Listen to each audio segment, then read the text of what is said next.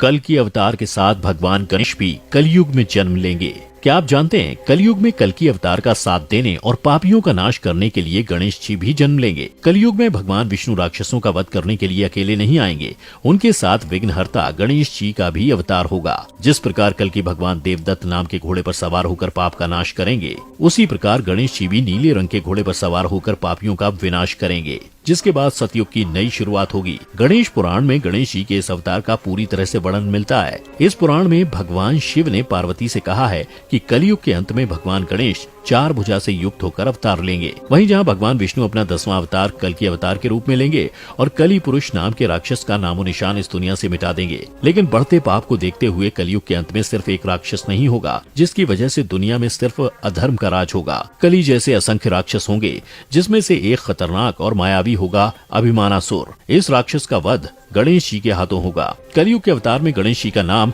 धूम्रवर्ण और शूर्पकर्ण होगा। भगवान के हाथों में खड़ग होगा। अपनी इच्छा से गणेश जी सेना और अस्त्र शस्त्र को प्रकट करेंगे। पापियों के बढ़ते मनोबल और धर्म की हानि से गणपति की आंखों में क्रोध भरा रहेगा। पापियों को नष्ट करने के लिए शूर्पकर्ण आंखों से अग्नि की बारिश करेंगे। पापियों का नाश करने के बाद जब गणेश जी का क्रोध शांत होगा, तब अधर्मियों के डर से पर्वत में छुपे हुए संत जनों को भगवान गणेश आशीर्वाद देंगे और उनके हाथों में धर्म की एक बार फिर से स्थापना का काम सौंपेंगे। इस तरह से सतयुग का आरंभ गणेश जी के हाथों होगा। बता दें, कलयुग में रिद्धि सिद्धि के स्वामी श्री गणेश का वर्ण धूम्र होगा। अपने धूम्र वर्ण के कारण ही वे धूम्रकेतु के नाम से जाने जाएंगे। धूम्रकेतु के 2 हाथ होंगे, उनके नाम शूर्पकर्ण, धूम्रवर्ण और धूम्रकेतु होंगे। धूम्रकेतु के शरीर से नीली ज्वालाएं उठेंगी। विनय के प्रतीक गजानन इस रूप में क्रोधी भी होंगे। जहां गणेश जी अभिमानासुर का वध करेंगे, वहीं भगवान विष्णु के 10वें अवतार कलयुग के सबसे खतरनाक और मायावी राक्षस कली पुरुष का वध करेंगे। यह राक्षस रावण और कंस से भी ज्यादा खतरनाक होगा। इसके अंदर इंसानों के मन में घुसकर उन्हें बुराइयों के मार्ग पर धकेलने की शक्तियाँ भी होंगी। यह समय के साथ भौतिक स्वरूप भी ले लेगा, जिससे यह और शक्तिशाली हो जाएगा। कली पुरुष का शक्ति स्रोत अधर्म है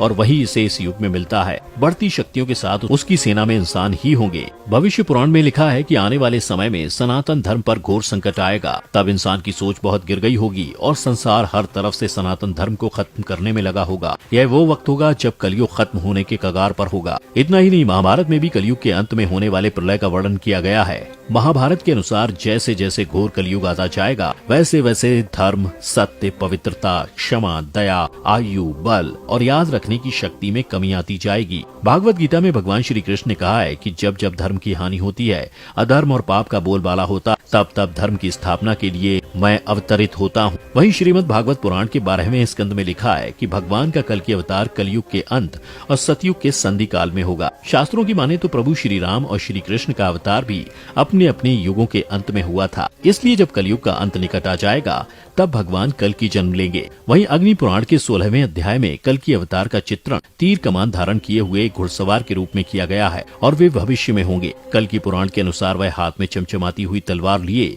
सफेद घोड़े पर सवार होकर युद्ध और विजय के लिए निकलेंगे। भगवान विष्णु का कल की अवतार निष्कलंक अवतार के नाम से जाना जाएगा। इस अवतार में उनकी माता का नाम सुमति होगा। इसके अलावा उनके 3 बड़े भाई भी होंगे, जो सुमंत, कवि और प्राज्ञ के नाम से जाने जाएंगे। याज्ञवल्क्य जी उनके पुरोहित और भगवान परशुराम गुरु होंगे। विष्णु पुराण में कलयुग से संबंधित कई जानकारी दी गई है, जिसके अनुसार इस युग में पाप इतना अधिक होगा कि पूरी सृष्टि का ही संतुलन बिगड़ जाएगा। वहीं भगवान परशुराम भी इस कलयुग में जीवित हैं। वो भगवान विष्णु के 6ठे अवतार हैं। पौराणिक कथाओं के अनुसार भगवान कल्कि के गुरु भी परशुराम जी ही होंगे, जो कि कहा जाता है कि आज भी महेंद्रगिरी पर्वत पर तपस्या में लीन होकर कल्कि अवतार की प्रतीक्षा कर रहे हैं। अश्वत्थामा द्वापर युग में मुक्ति के लिए इस कलयुग का अंत करने वाले कल्कि अवतार की प्रतीक्षा में है। इसी कड़ी में महर्षि व्यास यानी वेद व्यास का भी नाम आता है। महर्षि व्यास जी ने कल्कि अवतार के जन्म से पहले कल्कि अवतार के बारे में ग्रंथों में लिख दिया था। आज भी वो कलयुग में भगवान विष्णु के अवतार के दर्शन के लिए तपस्या में लीन होकर प्रतीक्षा कर रहे हैं।